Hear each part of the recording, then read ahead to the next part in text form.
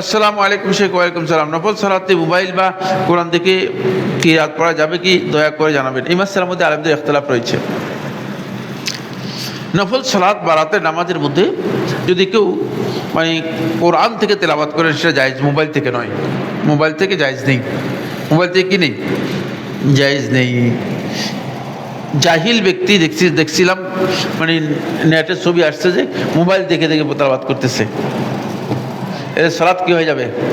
সালাত নষ্ট হয়ে যাবে। এর সালাত নষ্ট হয়ে যাবে। মোবাইল থেকে কোরআন তেলাওয়াত করলে, কোরআন মুসাফ থেকে তেলাওয়াত করার যে ফজিলত রয়েছে, এটা এখানে আমি আলোচনা করেছি মনে হয়।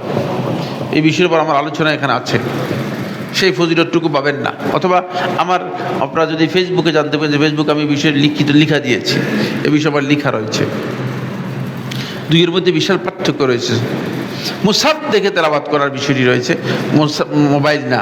বুঝতে পেরেছেন? মোবাইল থেকে জায়েজ নেই। মুসাফ থেকে যদি কেউ তেলাওয়াত করেন জায়েজ রয়েছে। তবে সালাফদের আমল প্রমাণিত হয়নি। এই বিষয়ে সালাফদের আমল প্রমাণিত হয়নি। মসজিদে ইমাম, এমন কোনো ইমাম রাখা যাবে না যে ইমাম কোরআনে কারীমের হাফেজ নন। কারণ ইমামে রাখলেন বুঝলেন না, সে কোরআন পড়তেই পারে না, তাহলে এই ইমাম রাখার দরকার আছে কিনা? হ্যাঁ, কারণ এখন বাংলাদেশের মতো দেশে এখানে প্রায় 20 লক্ষের মতো হাফেজ আছে বলে বলা হচ্ছে। হ্যাঁ হ্যাঁ 20 লক্ষের মতো হাফেজ রয়েছে। তো আপনি এখন এত হাফেজ থাকা সত্ত্বেও আপনি যদি বলেন যে না আপনি খোদা হাফেজ নিয়ে আসবেন একজন, হইল নাকি এটা? এই খোদা হাফেজ দিয়ে আপনি কি করবেন? কোরআন শরীফ দেখে দেখে পড়বে না।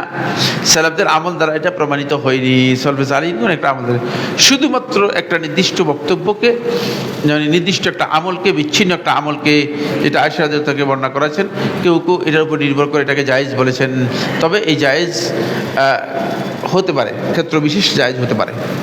ক্ষেত্র বিশেষ জায়েজ হতে পারে যেখানে হাফেজ নেই, যেখানে কোরআনের হাফেজ নেই, সেখানে হতে পারে।